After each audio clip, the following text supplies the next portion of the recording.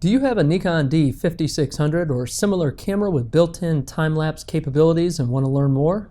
Then stay tuned. This video is for you.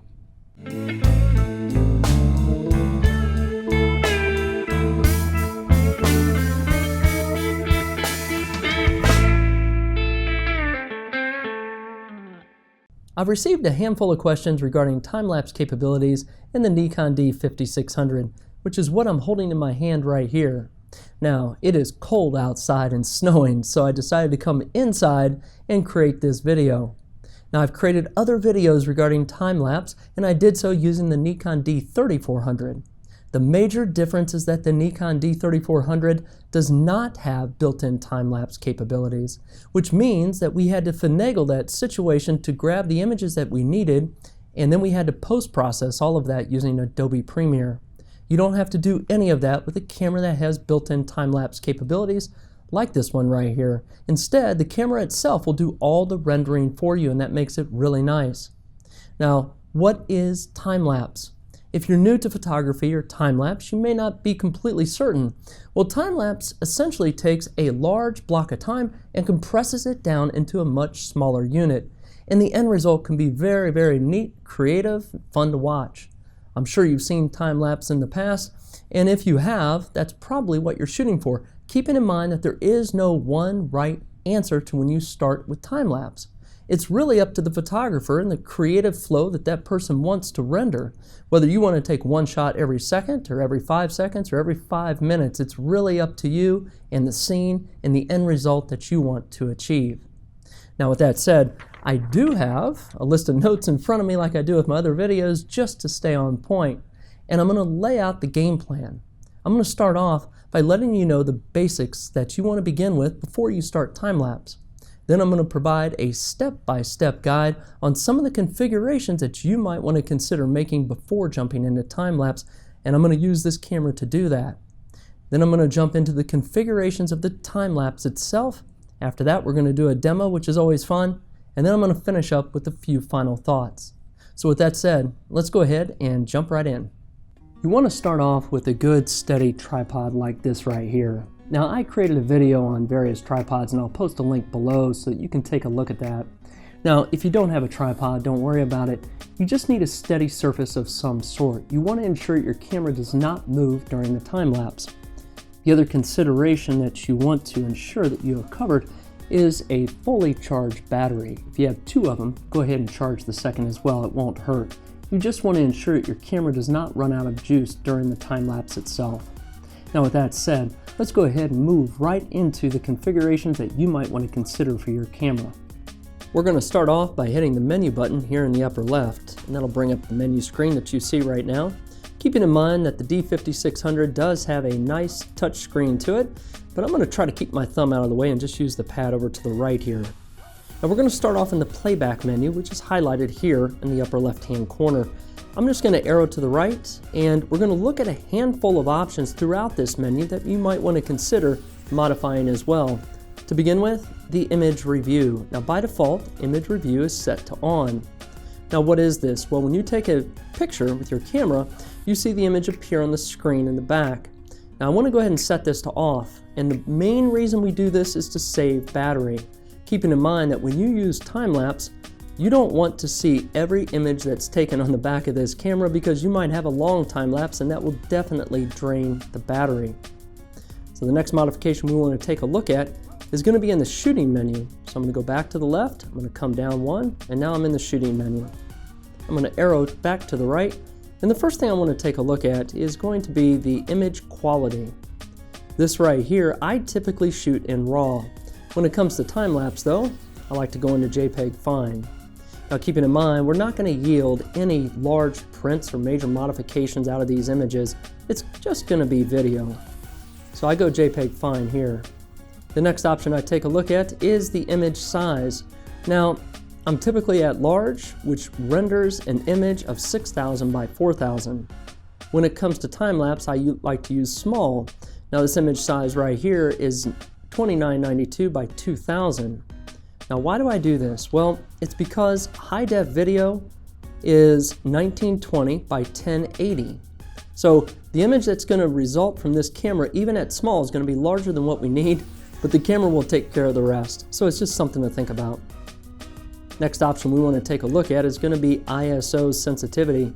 Now, on ISO sensitivity, I am okay in leaving it to auto on, but keep in mind that if you're doing a sunrise or sunset, you may want to turn this off.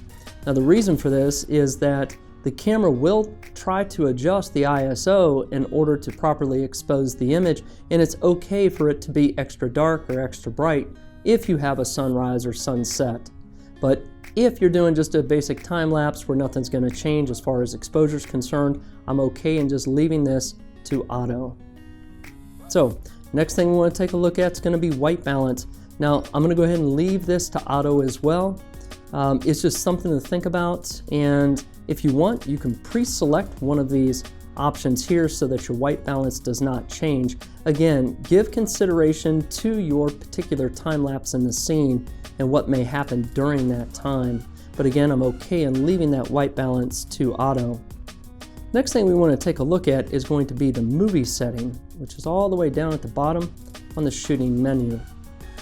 Come all the way down here and select this. And there's some different options that you can choose in here. The one thing I would pay attention to is really just the first one where it says frame size, frame rate. Now when you click on this right here, you have different options, and this is how the video will render. Now I typically shoot at 24 frames a second, but you can see that you can come all the way up here and shoot at 30, 50, or 60. But nonetheless, I'm going to go ahead and select 24. And that's really the only modification I want to make in this particular section. The microphone's set up, but it really doesn't impact us much. You know, the sound's going to be there, but it's not going to mean too much, to be honest. So the next thing we want to take a look at is going to be in the setup menu.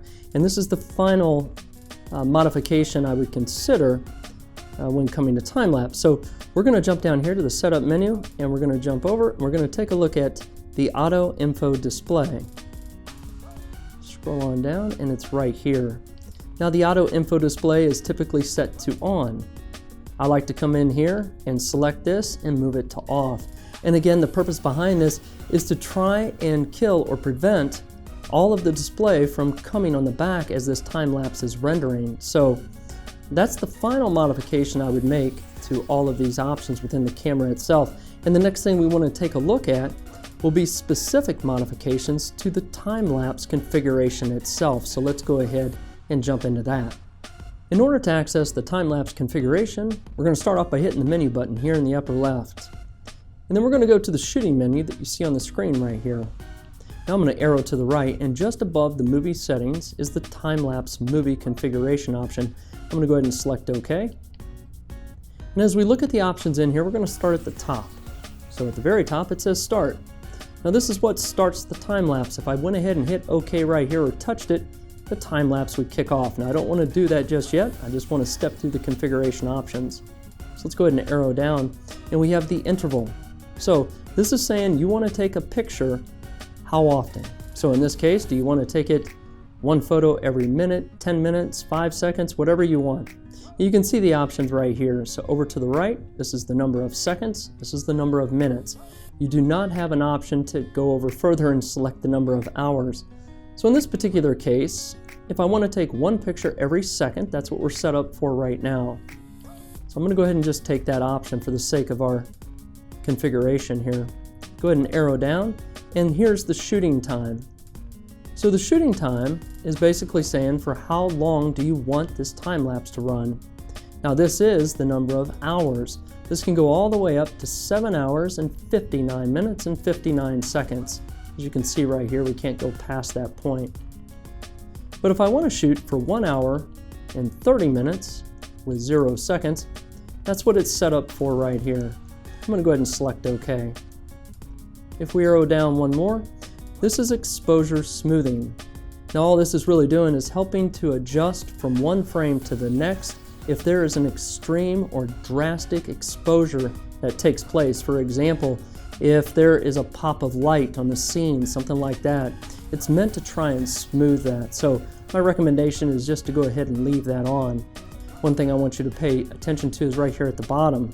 So right here at the bottom, you'll see that it says 3 minutes, 45.3 seconds. That is the total time-lapse video that we'll have at the end, given the criteria we just set. So if we take one picture every second for 1 hour and 30 minutes, we'll end up with a 3-minute and 45.3 second time-lapse video. Now you can play with these settings right up here, and that will obviously change the duration of your time lapse. So it's just something to consider, and it's important to pay attention to. Now with all of this set, we're ready to do our demo. So let's go ahead and jump in on that. I've decided I'm going to do 3 different demos because I want you to see what it looks like when we adjust the interval on this time lapse. Now for the first demo, it's set up right behind me here, and I have a glass filled with ice in it. Now I really have no idea how long it's going to take for this ice to melt, so I'm just going to kind of guess on this.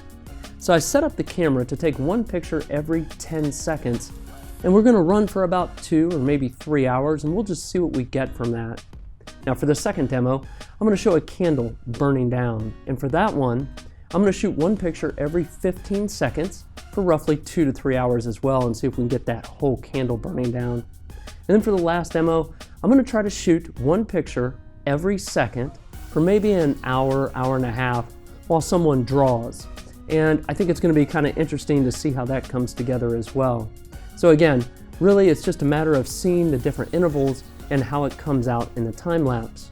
Now, what I want to take you through real quick is you can kind of see the scene behind me and how it's set up, but I want to show you the camera, and I'm going to be in aperture mode. And the thing we want to do is we want to adjust the focus. I'm going to show you what I mean. Let's go ahead and jump into that now. I'm going to hit the live view, which is this little lever up here, so that we can see the subject in front of us. Now there's my glass with ice in it. And as you know, I like back button focus. And so that means that my button right here will lock focus. Now I'll post a link in the description as well, because I did create a video on how to set the camera up with back button focus. And if you do not have that, just use the shutter button up here. But regardless, you want to lock focus, so I'm going to go ahead and do so. All I'm doing is holding that down, then my focus is locked. So before we start our time lapse though, we want to switch to manual focus. And the reason for this is that before each image is taken, the camera will try to autofocus if you do not switch over to manual focus. Now that's going to be an additional drain on the battery, and it may alter your scene. So how do we move to manual focus? You hit the I button here on the right hand side where my thumb is. I'm going to go ahead and tap that. That brings up the focus mode over here. And again, we have touchscreen on the back of this camera, but I'm just going to use the pad over here. Now I'm going to come down to where I'm already highlighted, which is my full-time servo mode, and I'm going to go ahead and angle to the right, and you'll see manual focus. I'm going to go ahead and select this. Now we're set to manual focus, and we are ready to go. With our focus locked in and switched back over to manual mode, we're now ready to kick off the time lapse. And as I mentioned, we're going to do a few different demos. So let's jump right in and have some fun.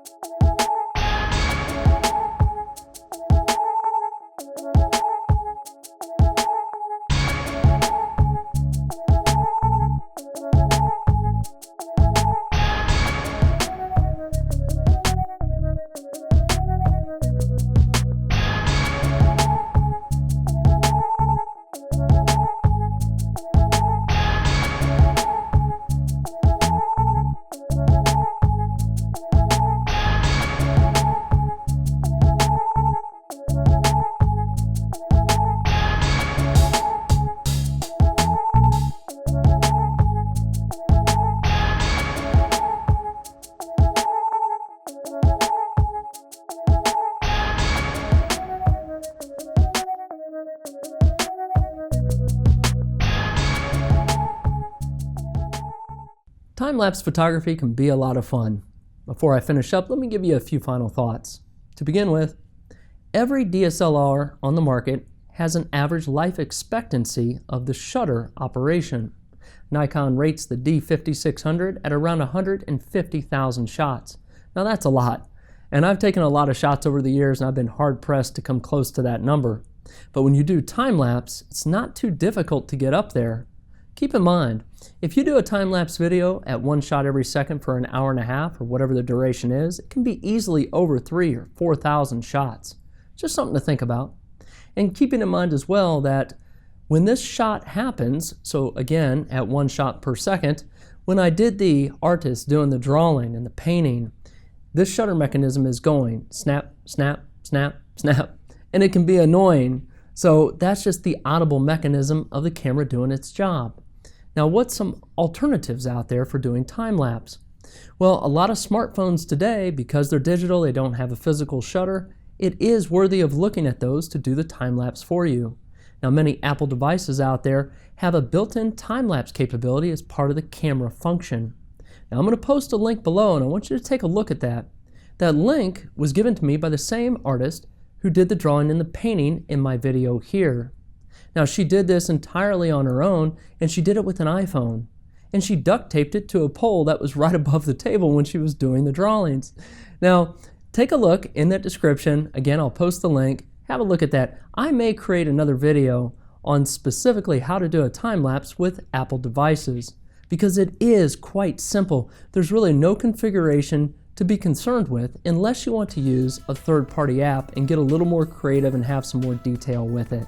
But again, I'll save that for another video if I go down that path. So I hope this video helped you out. I hope you had a lot of fun with it. And if you haven't done so, subscribe to the channel. It's called Real World. More often than not, I post videos about photography and technology, but you never know. So until the next video, take care of yourself and be safe.